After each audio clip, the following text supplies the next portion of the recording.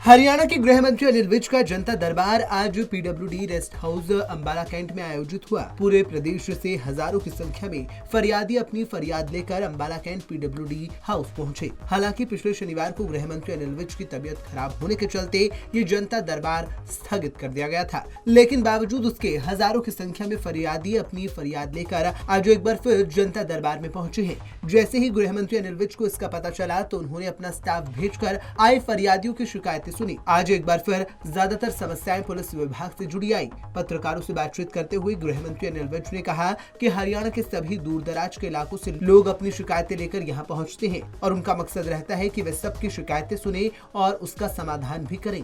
तो हर शनिवार को आते हैं और हरियाणा के लगभग सभी जिलों से आते हैं, दूर दराज से आते हैं, नूह से आते हैं, पलवल से आते हैं, सिरसा से आते हैं, हिसार से आते हैं, रेवाड़ी से आते हैं, सब जगह से आते हैं और हम सबकी समस्याओं को सुनते हैं और उनका समाधान भी करते हैं।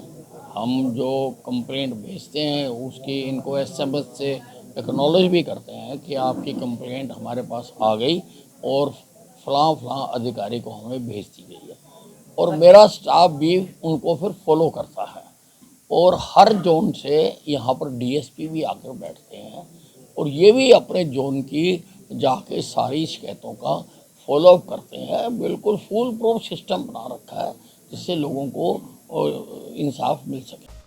गृह मंत्री अनिल विज ने कहा कि 498 धारा के तहत कितने केस दर्ज हैं और कितने पेंडिंग है, इसकी जांच की जाएगी। उन्होंने कहा कि 498 धारा के मामलों में कई केस पेंडिंग पड़े हुए हैं जिसका समाधान अभी तक नहीं हो पाया है। इसको लेकर सभी अधिकारियों से जानकारी ली जाएगी कि किन कारणों की वजह से मामले में अब तक कार्रवाई नहीं हुई है। वहीं उन्होंने जल्द ही 376 के केसों पर भी कार्रवाई किए जाने की बात कही। वहीं उन्होंने कार्रवाई न होने पर अधिकारियों पर भी एक्शन लिए जाने की बात कही।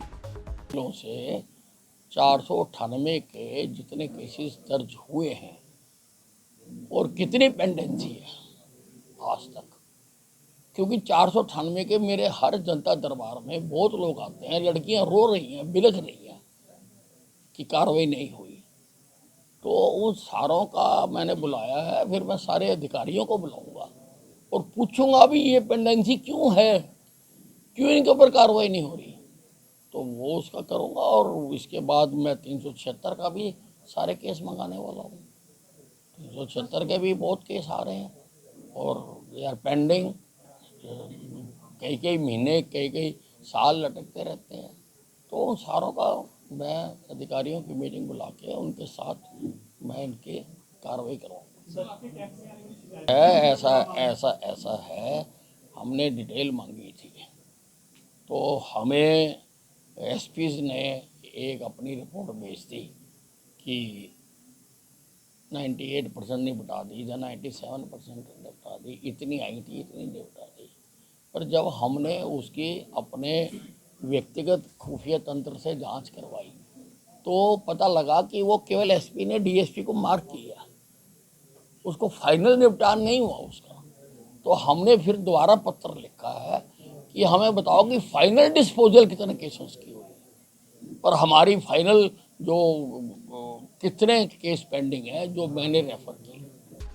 वहीं जनता दरबार में आने वाली झूठी शिकायतों के मामले पर विज ने कहा कि आज के बाद जनता दरबार में आने वाली झूठी शिकायतों पर भी सख्त कार्रवाई की जाएगी। उन्होंने कहा कि अगर कोई झूठी शिकायत लेकर जनता दरबार पहुंचता है तो उसे नहीं बख्शा जाएगा। हाँ, वो खुद सुन भी रहे हैं, जाके फिर अपनी रेंज में बताते भी हैं और वहाँ पे फिर सारे अफसर इसका हल भी करते हैं।